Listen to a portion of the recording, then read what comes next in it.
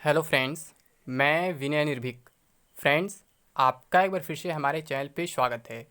तो फ्रेंड्स, कुछ खबर निकल के आ रही है। अब इसके पीछे की क्या सच्चाई है ये जानना बहुत ज़्यादा इंपॉर्टेंट है। ये खबर सही है या फिर गलत है, आखिर ये सब बात कहाँ से शुरू हुई है। ठीक है, तो कहा यह जा रहा है एनटीपीसी सीबीटी 26 अक्टूबर से, यानी कुछ लोग ये कह रहे हैं कि अक्टूबर लास्ट वीक में स्टार्ट हो सकता है। और ग्रुप डी 18 सितंबर से, यानी कि ग्रुप डी जो है 15 दिसंबर के बाद कभी भी स्टार्ट हो सकता है। और ये बताया जा रहा है सीबीटी 1 रिजल्ट बहुत जल्द होगा। गंदा है पर धंधा, यानी कि इसका मतलब ये है कि ये कहा जा रहा है कि एनटीपीसी सीबीटी 2 पहले हो जाएगा और ग्रुप डी बाद में होगा। तो हम जानेंगे इसके पीछे की सच्चाई क्या है। और अगर आप मेरे पुराने व्यूअर्स सब्सक्राइबर्स हैं तो मुझे बार बार एक ही बात रिपीट करने की ज़रूरत नहीं है, लेकिन हाँ, एक बात मैं आप लोगों को जरूर रिकॉल कराऊंगा जो मैं लगभग 7-8 महीने पहले बोला था। लेकिन आप लोग के दबाव में, आप लोग के ओवर कॉन्फिडेंस में मैंने अपने उस बात को चेंज कर दिया और मैं भी उम्मीद करने लगा कि जैसा आप लोग बोल रहे हैं वैसा हो सकता है। तो मैं उस बात को यहाँ रिकॉल जरूर करूंगा ताकि आप लोग को भी याद आ सके कि मैं क्या कहा था और क्यों अभी तक ग्रुप डी का एग्जाम नहीं हुआ है। मेरे ख्याल से तो वही एक सबसे बड़ा जेन्युइन रीजन दिख रहा है जो मैं आपसे 7-8 महीने पहले कर दिया था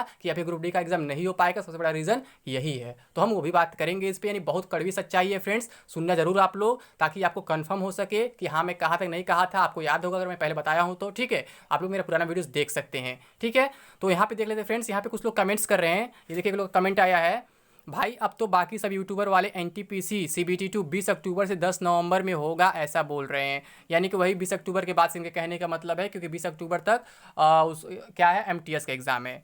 अब पहले ये किस बेस पे ये सब बोल दे रहे हैं। सब तो बोल रहे थे कि एनएससीआईटी एग्जाम कराने वाला है। एनएससीआईटी का 20 अक्टूबर से क्या मतलब है? एनएससीआईटी सितंबर में भी एग्जाम करा सकता है, उससे पहले भी एग्जाम करा सकता है, क्योंकि जितने एग्जाम का शेड्यूल अभी तक आए हैं वो सब तो टीसीएस के एग्जाम है। तो जो लोग ये बात फैला रहे हैं वो लोग 20 अक्टूबर से 10 नवंबर के बीच का डेट क्यों चुने हैं? अब उनको एक बीच में खाली डेट दिख गया, अब दिख रहा है कि इतने दिन में तो ग्रुप डी हो नहीं सकता है, तो क्यों ना एनटीपीसी को ही भिड़ा दिया जाए, क्यों ना कैंडिडेट्स को परेशान किया जाए, कैंडिडेट्स को हाइपर किया जाए।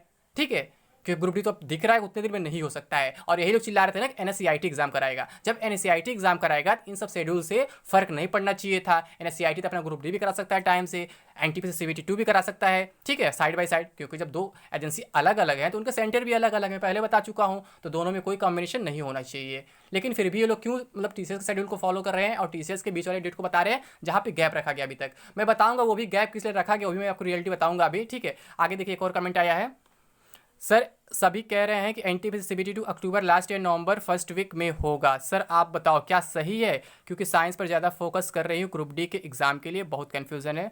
तो नेहा जी, मैं आपसे यही कहूँगा, आप केवल प्रिपरेशन पे फोकस करिए। ठीक है, अभी आप भूल जाइए कि अभी एनटीपीसी सीबीटी 2 होने वाला है। मैं ऑलरेडी बता चुका हूँ एनटीपीसी सीबीटी 2 कब होगा।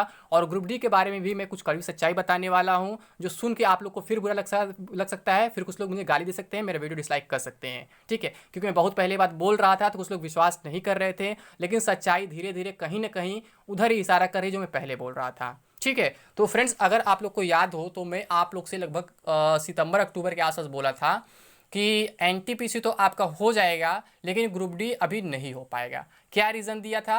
रीज़न ये दिया था फ्रेंड्स कि जब तक पुरानी वैकेंसीज कंप्लीट नहीं होती हैं, यानी कि पुरानी वैकेंसी का जब तक बैलेंस पैनल यानी कि फाइनल पैनल नहीं आता है, तब तक नई वैकेंसी नहीं कराई सकती, नई वैकेंसी ज्वाइनिंग वगैरह नहीं होती, यहाँ तक एग्ज़ाम भी कभी कभी नहीं होता है।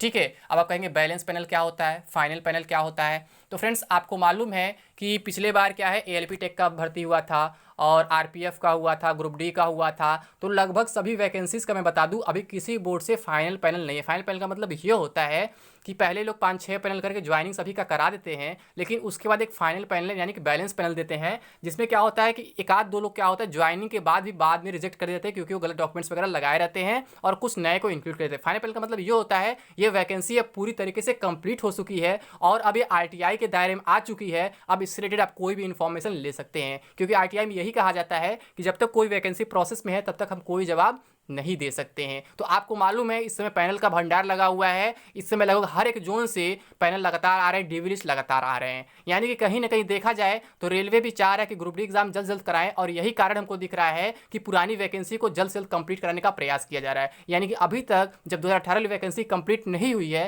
तो 2019 वाली वैकेंसी के बारे में कैसे आप सोच सकते हैं? ठीक है, अब आप लोग कहेंगे कि मैं तो फिर क्यों बोलने लगा सितंबर अक्टूबर में हो सकता है। तो फ्रेंड्स, मैं वही बात कह रहा हूँ, मैं जब बोल रहा था कि नहीं होगा नहीं होगा तो आप लोग क्या करते हैं, निगेटिव बंदा है, चाहता नहीं एग्जाम हो। तो फ्रेंड्स, मेरे बोलने या न बोलने से एग्जाम नहीं होने वाला है। मैं बस दिखा रहा था क्या मुझे इन्फॉर्मेशन मिल रहा है अंदर से और क्या पॉसिबिलिटी दिख रही है, मैं उस पर बात कर रहा था। ठीक है। और मैं कभी भी किसी भी डेट पे दावा नहीं करता हूँ। मैं बस एक बार दावा किया था, वो गलत साबित हो गया था। और दावा मैं क्यों किया था, आप ही लोग के प्रूफ के बेस पे मैं दावा किया था। मैं वही बात कर रहा हूँ, एनटीपीसी सीबीटी 1 जब स्टार्ट हुआ था 28 दिसंबर से, तो मैं बार बार यही कह रहा था कि एनटीपीसी सीबीटी 28 दिसंबर से स्टार्ट नहीं होगा। इसका रीज़न ये है, इसका रीज़न ये है, क्योंकि मैं तमाम कॉल रिकॉर्डिंग्स वगैरह आपको दिखा रहा था, आपको सुना रहा था, क्योंकि आप ही लोग व्हाट्सएप वगैरह सेंड कर रहे थे कि ये कॉल रिकॉर्डिंग है, इसमें साफ साफ कहा जा रहा है अभी एग्जाम नहीं हो सकता है, बस एक प्रपोजल है, ये है वो है, सब बताया जा रहा था। तो मैं उन्हीं सब बेस पे आप लोग से बात कह रहा था, ठीक है। लेकिन वहाँ क्या हुआ, मैं गलत साबित हो गया और उसे मैंने डायरेक्टली एक्सेप्ट भी किया कि हाँ मुझसे गलती हुई है। मैं बाकी यूट्यूबर्स की तरह नहीं हूँ कि अगर गलती हो तो मैं एक्सेप्ट ना करूँ। लेकिन फ्रेंड्स उसके बाद मैंने कसम खा लिया कि रेलवे एग्जाम्स के बारे में कभी भी कोई कंफर्म डेट नहीं दे सकता हूँ, ठीक है। तो मैं उधर बोल तो रहा था कि एग्जाम नहीं होगा, लेकिन उसी बीच क्या हुआ, मीडिया इंटरेक्शन हो गया, यानी कि प्रेस कॉन्फ्रेंस हो गया। उसमें बोल दिया गया कि मार्च लास्ट या फिर अप्रैल फर्स्ट से ग्रुप डी करा दिया जाएगा। उसके बाद आप लोग का कॉन्फिडेंस और हाई लेवल हो गया, ठीक है, और मेरी बात और झूठ आपको लगने लगी, ठीक है। तो मुझे भी बोलना पड़ा कि अब एग्जाम हो सकता हो जाए, लोग मतलब क्या करें, रिटन एग्जाम कराएंगे, ज्वाइनिंग ना कराए, ये मैं बोलने लगा। क्यों, क्योंकि आप लोग का मैं कॉन्फिडेंस देखा और फिर मीडिया इंटरेक्शन की बात देखी, क्योंकि वहां से उसी के अकॉर्डिंग एनटीपीसी एग्जाम हो चुका था, जबकि मीडिया इंटरेक्शन को नॉर्मली फॉलो नहीं किया जाता है, ठीक है। लेकिन एनटीपीसी एग्जाम अचानक कराया गया उस टाइम, और उसी को देखते हुए मुझे लगा ग्रुप डी भी शायद हो जाए, लेकिन अप्रैल की बात तो मुझे तभी उम्मीद नहीं लग रही थी, ठीक है, क्योंकि सिचुएशन दिख रहा था लोग एनटीपीसी लेट करते जा रहे थे। फिर उसके बाद क्या हुआ, मैक्सिमम यूट्यूबर्स जून का हल्ला किए, तो मैं वही मना कर रहा था कि जून में इंपॉसिबल है। फिर लोग जुलाई हल्ला किए तो बोले जुलाई इंपॉसिबल है। फिर अगस्त हल्ला किए तो मैं क्या बोला, अगस्त भी इंपॉसिबल है, अगर बहुत जल्द से जल्द एग्जाम हो सकता है सितंबर तक मान सकते हैं, लेकिन उससे पहले बिल्कुल इंपॉसिबल है। लेकिन मैंने कभी भी सितंबर का भी दावा नहीं किया, क्योंकि कुछ लोग अभी कमेंट में कह रहे हैं कि मैं सितंबर का डेट दिया था। तो फ्रेंड्स मैं डेट नहीं दिया था, मैं बस बोला था सितंबर में ही पॉसिबिलिटी, उससे पहले पॉसिबिलिटी नहीं है, उसके बाद कभी भी हो सकता है। मैं लगातार कह रहा था कि एग्जाम आपका सितंबर में भी हो सकता है, अक्टूबर में भी हो सकता है, नवंबर में हो सकता है, अगर कोरोना आगे दिसंबर जनवरी तक भी जा सकता है, लेकिन सितंबर से पहले इम्पॉसिबल है, क्योंकि मैक्सिमम यूट्यूबर्स जो है अगस्त जुलाई बोल रहे थे। तो मैं बस यही कहना चाह रहा था कि कितना भी जल्दी होगा, सितंबर से पहले आपका एग्जाम नहीं होगा। तो सितंबर तो आ ही चुका है फ्रेंड्स, और सितंबर भी लगभग बीतने वाला है, और अब सितंबर में लगता भी नहीं है अब एग्जाम होने वाला है, क्योंकि अब 20 दिन बचा हुआ है। अगर सितंबर में एग्जाम स्टार्ट कराना होता तो अब तक शेड्यूल वगैरह आ जाना चाहिए था। वैसे रेलवे है, कभी भी धोखा दे सकता है, मैं बार बार कहता हूँ, अभी भी आप उम्मीद कर सकते हैं। अब इस बात पे कुछ लोगों को बुरा लगेगा कि मैं अभी भी उम्मीद करने को बोल रहा हूँ। क्यों बोल रहा हूँ फ्रेंड्स, क्योंकि एनटीपीसी में धोखा हो चुका है, 11 दिन पहले नोटिस आया था। अब आप मीडिया इंटरेक्शन से कंपेयर मत करिएगा, क्योंकि मीडिया इंटरेक्शन बहुत सारी बातें कहेंगे जो सही नहीं हुई। मीडिया इंटरेक्शन में ही ग्रुप डी का डेट दिया गया था अप्रैल में, बट वो नहीं हुआ। लेकिन हम लोग क्या फॉलो करेंगे, ऑफिशियल नोटिस को। तो ऑफिशियल नोटिस जो है एनटीपीसी का जस्ट 11 दिन पहले आया था, तो ग्रुप डी में भी ऐसा कुछ झटका लग सकता है, हो सकता है सितंबर में स्टार्ट हो जाए, ठीक है, हो सकता है, मैं पॉसिबिलिटी की बात कर रहा हूँ, अगर हम लोग यही सब सिचुएशन देख के चले तो। लेकिन मैं कभी दावा नहीं करता हूँ बाकी लोगों की तरह, हाँ इस महीने एग्जाम होगा, मुझे ईमेल रिप्लाई मिला, आरआरबी ने बताया है, ये किया वो किया, आरआरबी ने कॉल पे बताया। अरे भाई उनके दामाद थोड़ी ना तुमको कॉल पे कोई बताएगा, ईमेल कोई बताएगा। जब उन्हें इन्फॉर्मेशन देना ही होगा तो अपने आरआरबी की साइड पे देंगे, वो क्यों पर्सनली किसी को बताने जाएंगे, इतना क्यों अपना टाइम खर्च करेंगे कि लोगों को कॉल का रिप्लाई करेंगे, ईमेल का रिप्लाई करेंगे, मतलब दिन भर बैठ के 100 लोग के कॉल रिसीव करेंगे, 100 लोग को ईमेल पर रिप्लाई देंगे, यही रहेगा उनका काम।